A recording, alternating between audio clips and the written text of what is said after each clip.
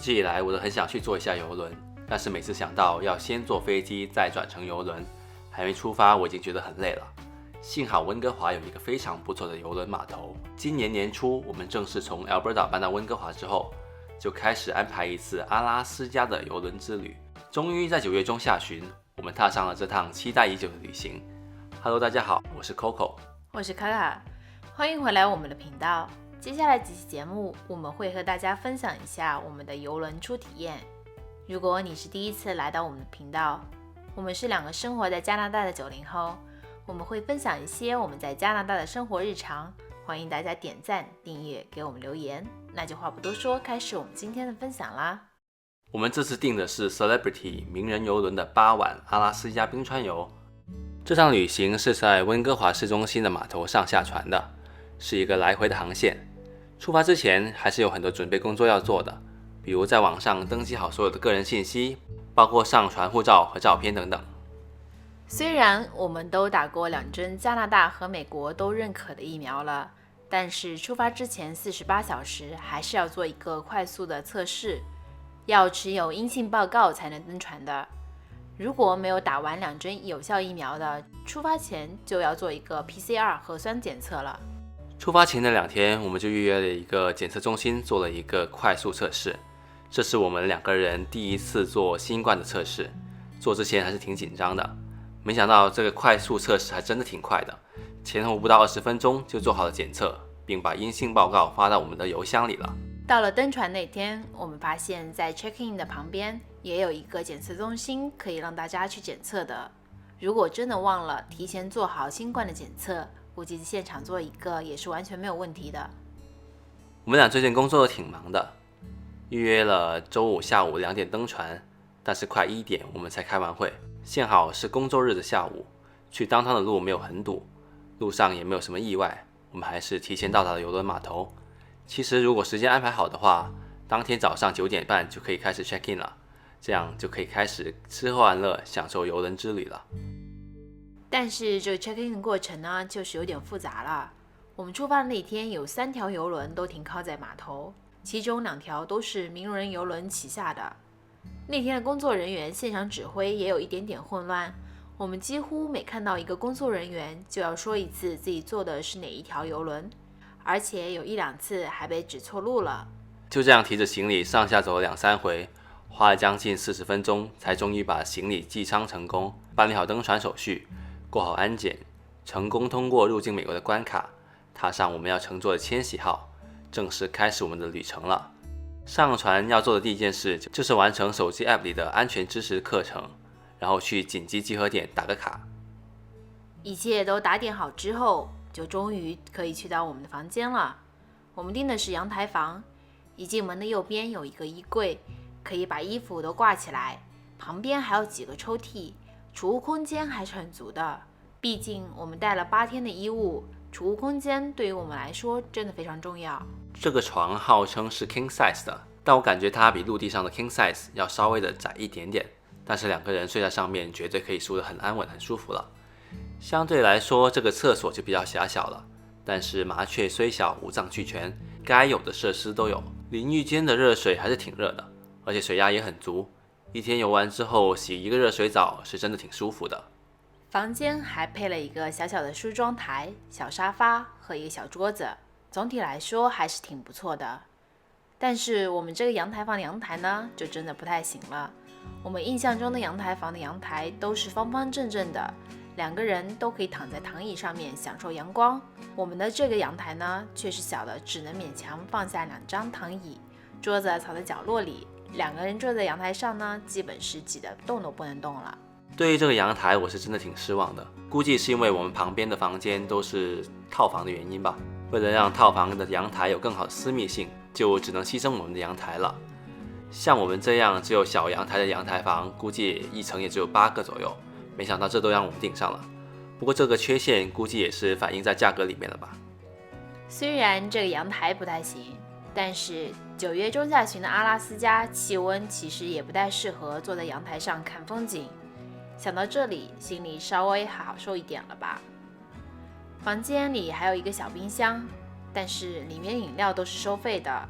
还有2瓶依云的矿泉水也都不是免费的。我们这次订的是名人邮轮里额外付费的 Orchid Class， 这个 Orchid Class 号称是有很多福利的，比如说每天都会给我们2瓶矿泉水，虽然说船上有很多地方都可以接水喝，但是每天有2瓶矿泉水放在房间里还是挺不错的，至少不会有每天回房间之前都要想去餐厅打水的焦虑。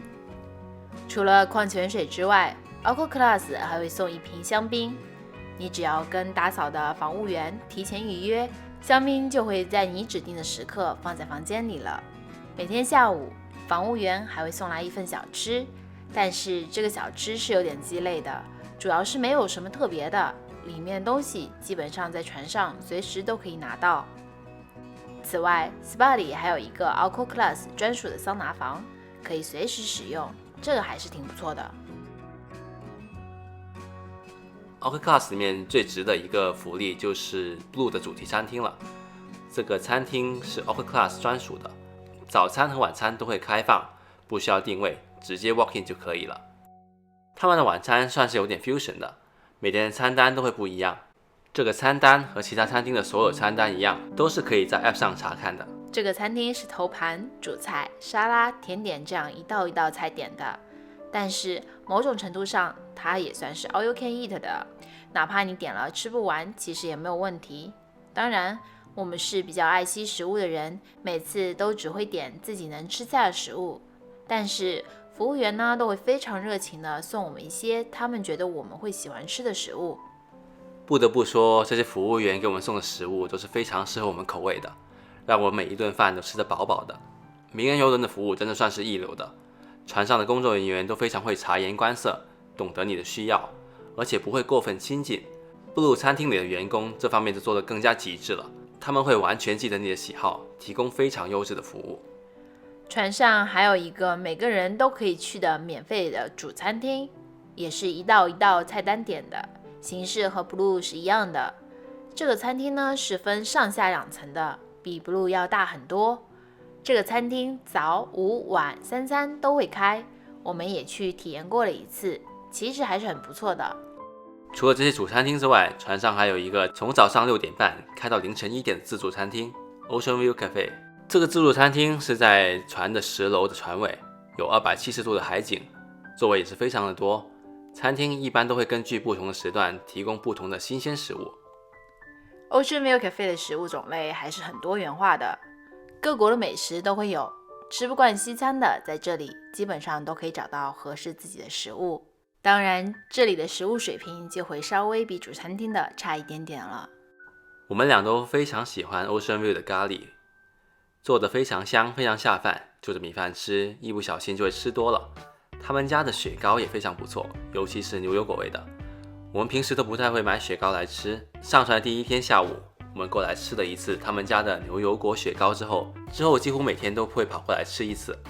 可惜牛油果雪糕真的太受欢迎了，最后几天就没有了，我们还伤心了好一会儿。名人邮轮的藏酒听说是所有主流邮轮公司里最丰富的，我们这次订的套餐里呢也都包含了基本的酒水，也就是说我们这次可以在船上酒水专家的指导下尝试不一样的酒了。这些酒水专家是非常的热情的，不断的拿不同的酒给我们尝试，确保我们喝得开心。坐邮轮最开心的一件事情就是不需要开车，可以尽情的去享受，吃饱喝足之后直接坐电梯就可以回到房间了，洗个热水澡，呼呼大睡。不知道观众朋友们最喜欢的出行方式又是哪一种呢？欢迎在评论区告诉我们。希望观众朋友们给我们的视频点赞，订阅我们的频道，给我们留言，分享我们的视频给你的朋友收看。接下来几期节目呢，我们都会分享一下我们这次精彩的邮轮之旅，希望大家开启小铃铛，这样就不会错过我们的更新了。那我们这期的分享就到这里结束啦，咱们下次再见，拜拜。